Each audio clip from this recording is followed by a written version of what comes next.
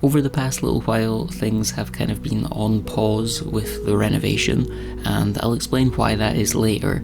But during this quiet period on the renovation front, the completed part, which is the living room and kitchen area, has sat kind of semi-furnished and just hasn't felt very cozy.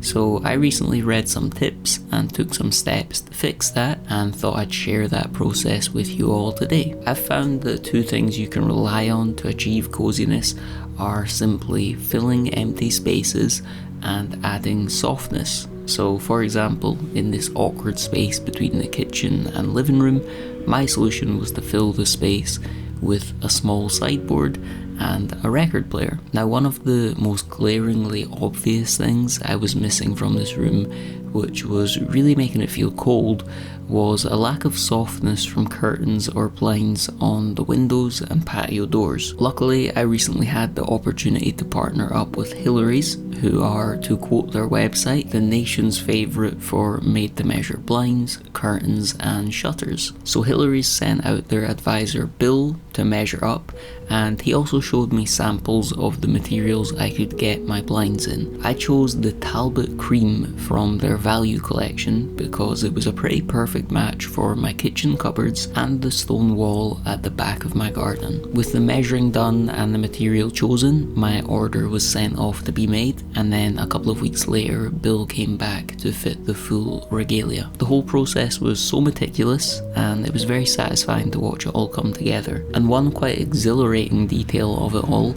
is that the blinds are actually remote controlled, so I'll show you that in action at the end. To go a bit off track, at this point when Bill was fitting the blinds, I was having a bit of an internal meltdown because I hadn't offered him a cup of tea. I've said this in previous videos, I've never had a cup of tea in my life, and I've never learned how to make one. So whilst he was fitting the blinds, I was googling how to make tea, and after slyly reading a few WikiHow articles on the topic, I finally felt confident enough to ask if he wanted one. Thankfully he politely declined, and I was just like, that's a relief because I don't know how to make tea, and we both had big laughs about it all. But since that moment I've been practicing how to make tea because it just can't go on. Now I should mention that while curtains might have been a cozier option, I didn't want to go with curtains for one reason: Junior. Until the renovation is done, Junior is staying at my parents' house, and just seeing the mess that her and their cat Harry have made of their curtains and this chair, I just felt that yes, from a coziness angle, blinds maybe aren't optimal, but from a sensible, furry, destructive angle, blinds just made much more sense for me. So with the main patio door blind fitted, Bill went on to repeat the installation process for the smaller windows at the side. For the window behind the sofa, I got another remote controlled blind, but for the kitchen one, I just went with a manual chain instead to avoid any issues with the water from the sink hitting and wrecking the electric motor. I'm really pleased with how these blinds turned out, and I'll show you them working fully with the remote control later on. As for my experience using Hillary's, Bill was first class, as was the support I got from Lucy, who handled my order. So if you're looking for made to measure blinds, curtains or shutters, I'd highly recommend them, and you can check out their services and find out more about their value collection, which I used using the link below.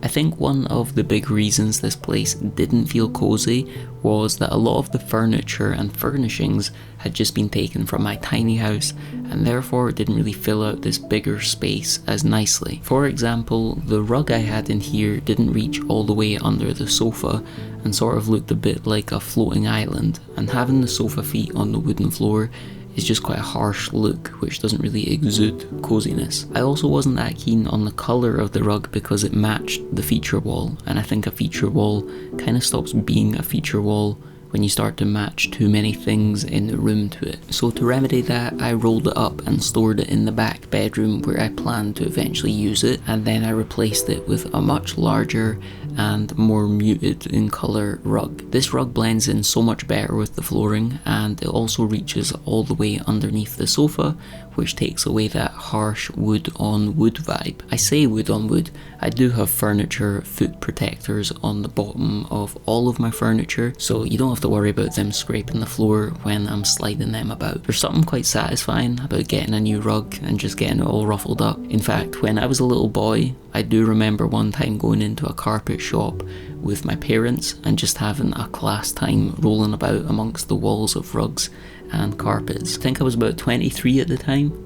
No, I'm only joking. I was about 5, so I've obviously just got a lifelong deep-rooted passion for rugs. After getting the rug ruffled up and moonwalked on, I then sorted out the corners by holding them down with the weights, which have contributed to the rippling Thor-like figure that you all know me for. The next few bits I needed to sort were things like the rather bare sofa, the empty coffee table, and the blank walls. And for all of these things, I pretty much just used the same approach, which was searching for each area or item on Pinterest with the words cozy ideas. So I'd search things like cozy sofa ideas or cozy coffee table ideas, just to give me an indication of how much and the type of stuff I needed to add. By doing this, I realised the importance of having a variety of textures when it comes to decorating a sofa. So rather than just having one big throw or 2 big cushions, get 2 medium throws and 4 different cushions, and I think that made quite a big difference here. Obviously the walls in this place were very bare as well, so I managed to pick up a couple of prints that I really liked. Now I have to confess, I found both of these prints on Reddit. I feel like I need to caveat that by saying I know Reddit gets a bad rap because it can be a bit of a breeding ground for men who are angry at women, but I don't look at any of that muck. I love women. I just go on Reddit for the interior design tips, the cat pictures, and the latest cage fighting news. So clambering out of that hole I've just dug myself, the Reddit page I found these prints on was called Sehnsucht, which is a German word for longing or desire, and that page is just full of cozy art for anyone who likes this kind of style. The first print I got was called Tucked Away by Mike Kowalski, and the second was Gas by Edward Hopper. I just really liked both of these because they had a kind of soft, glowy, nostalgic vibe to them. I actually couldn't find anywhere to buy Mike's print online, so I ended up emailing him asking if I could buy a print directly from him. He was very kind about it and just let me have a printable download, and he also told me the following backstory about the painting. He said, "I painted it during Easton plein air. It was so hot there, like 115 degrees, but you gotta paint. I started painting this scene in St. Michael's in the late evening. It was getting too dark to paint, so I woke around 4:30 the following morning to finish it up before the sun rose. It ended up selling during the show. I went back to Easton 2 years later and the entire shop was gone, turned into some other thing entirely." I just thought this was quite a nice story about how he managed to capture this scene, this moment in time in his painting. I'll drop Mike's Instagram below as well if you want to see more of his work. Shifting into the kitchen area, I tried to do more of the same in terms of reducing the harshness of the dining table on the floor. Even though this table also has floor protectors on the base, it just felt a bit cold with the wood base so close to the wood floor, so I picked up a round jute rug from H&M to stick underneath it, just to create a little bit of soft-ish separation between the furniture and the floor. So whilst a little bit of self-explanatory decoration goes on in the background, I'll take a second to come back and explain why the renovations have been on pause this last little while. So there were 2 main reasons for all kind of going on pause. Firstly, I had to be careful about the tax bill I had coming up at the end of January. I just had to budget for that and didn't want to overextend myself and push ahead with renovations at that point. And secondly, the next part of the renovation is replacing the rest of the roof, and because it was winter, we just really couldn't do that. Taking the roof off and exposing it to the wind, rain and snow we had was just not a sensible idea. Thankfully, the tax bill has been paid and the weather is getting better now, so the current plan is to resume the renovations in mid-March. Ideally, I'd like this place to be fully done by the summer, so hopefully that all goes to plan. Now, it might seem like a fairly insignificant aspect of this room, but the emptiness of the coffee table was keeping me up at night. But from looking at cozy coffee table decor on Pinterest, I think I managed to figure it out.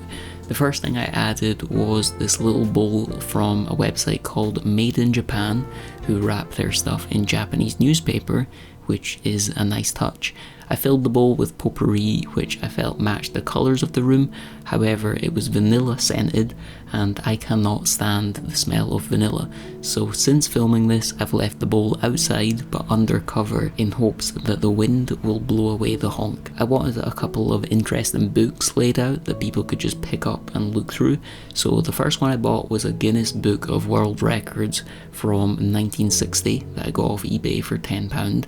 I just thought that was quite a unique thing to have. And the second book was a photo book I decided to make using all of the old photos that I had scanned onto my computer years ago.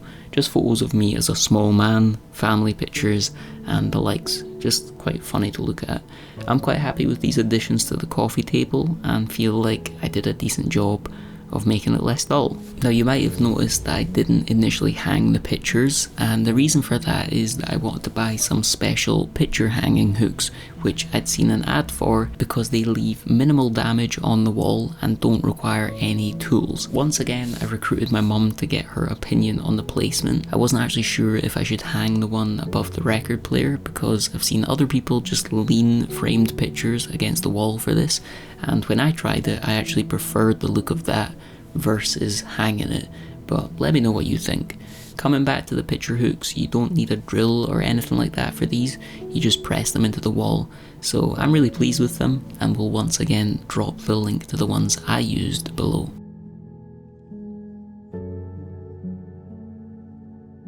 Throughout this video, I've spoken about and tried to add softness by way of soft furnishings, but I'd actually say lighting is one of the most important things when trying to make a room more cozy. Rather than use the sinful big light, which emits a direct and overpowering light, it's always going to be much more cozy relying on various sources of warm, indirect lighting. To do that, I've filled this room with little lamps in the corners, and I've fitted them all with Philips Hue bulbs, which allow me to control the temperature and brightness from my phone. So with all the furnishings in place, I think this is a good point to show you the before and afters plus the blinds in action. I'm not 100% sure exactly what style I'm going for with this room or house, or if it can be boiled down to one style. My Pinterest seems to be full of mid-century modern and Japandi ideas. I didn't really know what Japandi was before, but according to Google, it's a mix of Japanese and Scandinavian styles, influenced by the ancient Japanese philosophy of wabi-sabi, a way of life which values slow living, contentment and simplicity, as well as the Scandinavian process of hygge, which embraces comfort, coziness and well-being. So that all sounds good to me. I'm quite happy with how it all turned out. I think I did an okay job of making it all a bit more cozy. I'm sure I'll add more in the future, and I'm open to any suggestions that any of you have. Let me know what you think of this kind of cozy transformation, and if you enjoyed this video, I'd appreciate you leaving a like and subscribing for more. Thanks for watching, and I'll catch you all in the next one.